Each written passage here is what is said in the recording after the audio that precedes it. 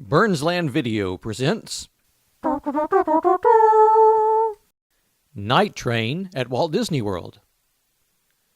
Winter visits to Walt Disney World, such as our December 2016 trip, always include many more dark hours than our typical summer visits, thanks to the Earth tilting away from the sun. Because of that, I always end up with more night photos. During our visit, we took a nighttime ride on the Walt Disney World Railroad in the Magic Kingdom, riding behind engine number 3, Roger E. Brokey. When we exited the train at Main Street Station, we walked down the accessible ramp to get a closer look at the engine. Although it was pretty dark, I still couldn't resist taking a couple of photos as we passed by. I suppose it has to do with the fact that it is already dark, but nighttime photos often seem to look even better in black and white, so that is what I went with here. I particularly like the smoke streaming from the whistle above the engine's cab here, while the engineers chat as they wait for the signal to step back up to the throttle and get underway again. The only downside to the black and white photo here is that you cannot see both the red and green lights on the signal to the right of the engine, meaning that the train cannot proceed down the track yet. I moved on down the walkway to get this next photo.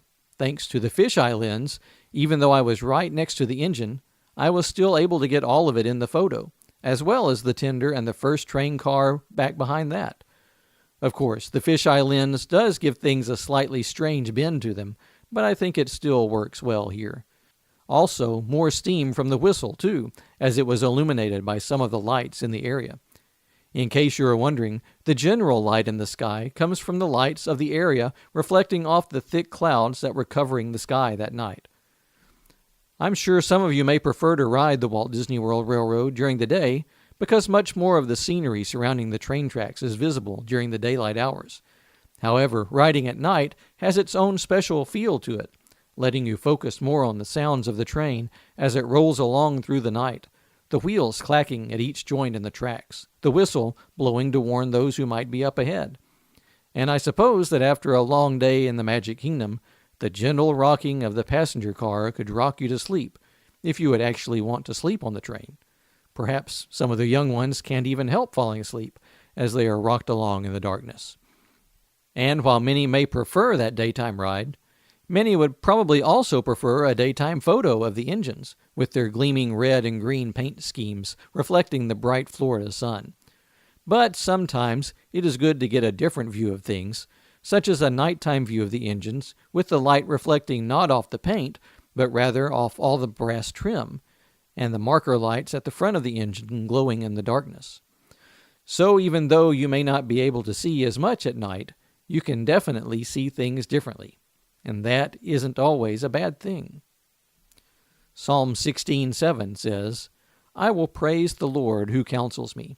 Even at night my conscience instructs me." About the photos. As was mentioned earlier, each of these photos was taken at night, obviously, and with a fisheye lens.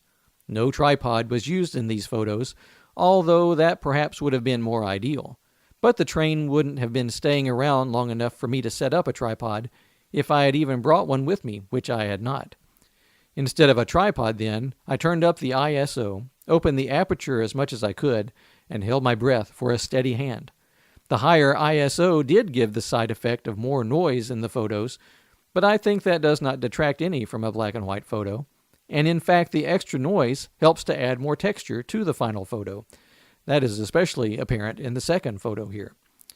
I did attempt to process the first photo in color, but not for long, because I was not happy with the results. But a quick change to black and white made the photo immediately better, so I continued on in that direction instead. As I mentioned earlier, you do lose something from not having the colors there, but I think black and white works well in the long run.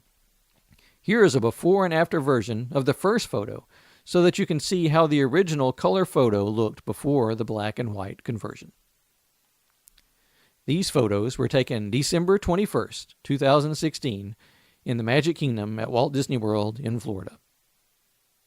Thanks for joining us for Burnsland Video Presents.